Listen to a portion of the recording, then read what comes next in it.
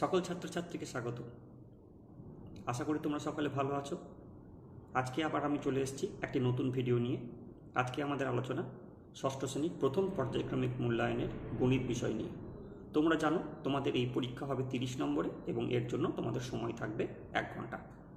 তাহলে এই প্রথম পর্যায়ক্রমিক মূল্যায়নের গণিত বিষয় পরীক্ষাতে তোমরা কোন কোন প্রশ্নগুলো পড়বে, ভালোভাবে প্র্যাকটিস করবে, সেগুলো আজকে আমরা আলোচনা করব এবং তার সঙ্গে সঙ্গে আলোচনা করব কোন কোন অধ্যায় থেকে তোমাদের এই ধরনের প্রশ্নগুলো পরীক্ষায় আসবে। মূল আলোচনায় যাওয়ার পূর্বে বলে রাখি, যারা প্রথমবার এই চ্যানেলটি ভিজিট করছো তারা অবশ্যই চ্যানেলটিকে সাবস্ক্রাইব করে দেবে এবং পাশে থাকা বেল নোটিফিকেশানটি প্রেস করে দেবে, যাতে আমার পরবর্তী ভিডিও আপলোড করলে তার নোটিফিকেশান সহজেই তোমরা পেয়ে যেতে পারো। এর পাশাপাশি অবশ্যই চ্যানেলটিকে এবং ভিডিওটিকে শেয়ার করে দেবে, যাতে তোমার বন্ধুরাও এই ভিডিও দেখার সুযোগ পায়। তাহলে চলো আর বেশি দেরি না করে আজকের মূল আলোচনায় যাওয়া যাক।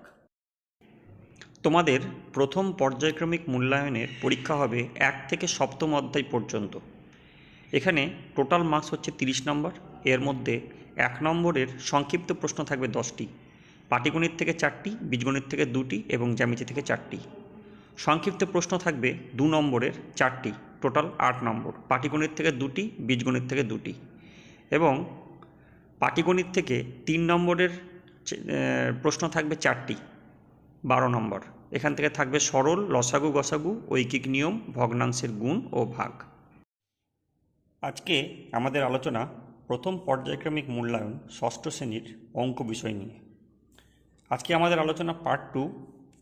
তোমরা জানো তোমাদের পরীক্ষার পূর্ণমান 30 এবং এর জন্য সময় থাকে 1 ঘন্টা। তাহলে চলো শুরু করা যাক। সঠিক উত্তর নির্বাচন করো। প্রতিটি প্রশ্নের মান হচ্ছে 1। 1 থেকে 10 পর্যন্ত সংখ্যাগুলির মধ্যে মৌলিক সংখ্যাগুলির যোগফল 16/17/18/19। 20,10,008।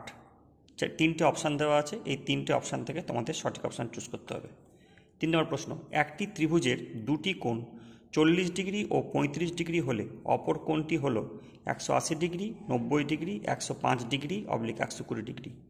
4 নম্বর প্রশ্ন, প্রকৃত ভগ্নাংশ হল 2 পূর্ণ 1-এর 2, 4, 4-এর 3, 3-এর 4। 5 নম্বর প্রশ্ন, একটি মৌলিক সংখ্যা, যৌগিক সংখ্যা, জোড় সংখ্যা। 6 নম্বর প্রশ্ন, কোনো ত্রিভুজের একটি কোণ 135 ডিগ্রি হলে সেটি হলো একটি সূক্ষ্মকোণী ত্রিভুজ, সমকোণী ত্রিভুজ, সমবাহু ত্রিভুজ, স্থূলকোণী ত্রিভুজ। নিচের প্রশ্নগুলির উত্তর দাও। প্রশ্নমান হচ্ছে 1। 100কে রোমান সংখ্যায় লেখো। পরের প্রশ্ন, p/3 - 4 সংখ্যামালাটিকে কথায় লেখো।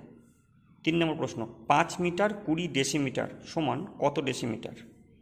LIX সমান কত? 95 ডিগ্রি কোণটি কী ধরনের কোণ? একমাত্র জোড় মৌলিক সংখ্যাটি হলো ড্যাশ। 7 নম্বর প্রশ্ন, 42 কোন কোন সংখ্যার গুণিতক? 8 নম্বর প্রশ্ন, 1 থেকে 100 পর্যন্ত সংখ্যার মধ্যে সহজে মৌলিক সংখ্যা খোঁজার কথা কে বলেছেন? পরবর্তী প্রশ্ন, সরল কোণ সমান 2 গণিত ড্যাশ। 10 নম্বর প্রশ্ন, 2/3 এর দুটি সমতুল্য ভগ্নাংশ লেখো। নিচের প্রশ্নগুলির উত্তর দাও। প্রশ্নমান 2। দুটি সংখ্যার গসাগু ও লসাগু যথাক্রমে 8 ও 280।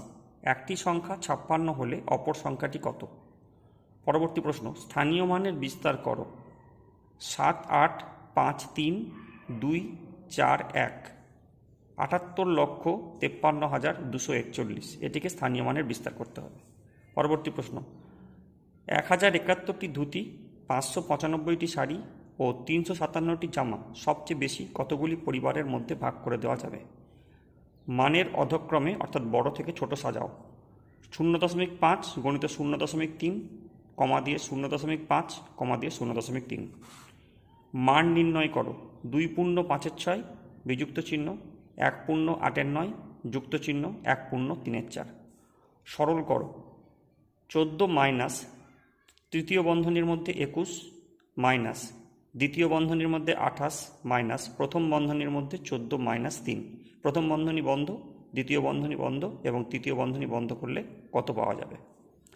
পরবর্তী প্রশ্ন, 15.77 মিটার লম্বা বাঁশের 2.25 মিটার বাদ দিয়ে বাকি অংশকে সমান 4 ভাগে ভাগ করলে প্রতিটি ভাগের দৈর্ঘ্য কত হবে?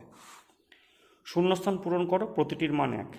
ত্রিভুজের 3টি কোণের সমষ্টি ড্যাশ, এক সরল কোণ সমান ড্যাশ ডিগ্রি। 2টি প্রকৃত ভগ্নাংশের গুণফল সর্বদা ড্যাশ ভগ্নাংশ। বৃত্তের ব্যাসার্ধ হল ড্যাশ ভাজিত 2। 11/7 একটি ড্যাশ ভগ্নাংশের উদাহরণ। পরবর্তী প্রশ্ন, ঘনবস্তুর তল সংখ্যা ড্যাশটি। লুডোর ছক্কা একটি ড্যাশের উদাহরণ। ড্যাশ মৌলিক সংখ্যাও নয়, আবার যৌগিক সংখ্যাও নয়। নিচের প্রশ্নগুলির উত্তর দাও। প্রশ্নমান 3, রমার কাছে যতগুলি স্ট্যাম্প আছে তার 2/3 অংশ আমাকে দিল। রমা যদি 18টি স্ট্যাম্প আমাকে দেয় তবে রমার কাছে কতগুলি স্ট্যাম্প ছিল? পরবর্তী প্রশ্ন, একটি ইঞ্জিনের সামনের চাকার পরিধি 14 ডেসিমি এবং পেছনের চাকার পরিধি 35 ডেসিমি। কমপক্ষে কত পথ গেলে চাকা দুটি একই সঙ্গে পূর্ণ সংখ্যক বার ঘোরা সম্পন্ন করবে? পরবর্তী প্রশ্ন, রতনবাবু তার 25 বিঘা জমির মধ্যে 16 বিঘাতে পাট চাষ করেছেন, কিন্তু উষা দেবী তার 15 বিঘা জমির মধ্যে 8 বিঘাতে পাট চাষ করেছেন। রতনবাবু এবং উষা দেবী তাদের জমির কত অংশে পাট চাষ করেছেন এবং কে বেশি পরিমাণ জমিতে পাট চাষ করেছেন? পরবর্তী প্রশ্ন, অখিলবাবু অবসর গ্রহণের পর সম্পত্তির 1/4 অংশ পাড়ার লাইব্রেরিতে দান করেন।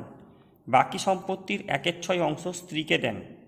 বাকি অংশ 2 ছেলের মধ্যে সমান ভাগে ভাগ করে দেন। অখিলবাবু তার স্ত্রীকে এবং 2 ছেলের প্রত্যেককে কত অংশ সম্পত্তি দিলেন? পরবর্তী প্রশ্ন, একটি শহরের লোকসংখ্যা 2,98,72,600 জন। এদের মধ্যে পুরুষের সংখ্যা 12,50,500 জন এবং মহিলাদের সংখ্যা 88,72,435 জন হলে শিশুদের সংখ্যা কত? আজকের আলোচনা এখানেই শেষ করছি। তোমরা সবাই ভালো থেকো, দেখা হবে পরবর্তী ভিডিওতে।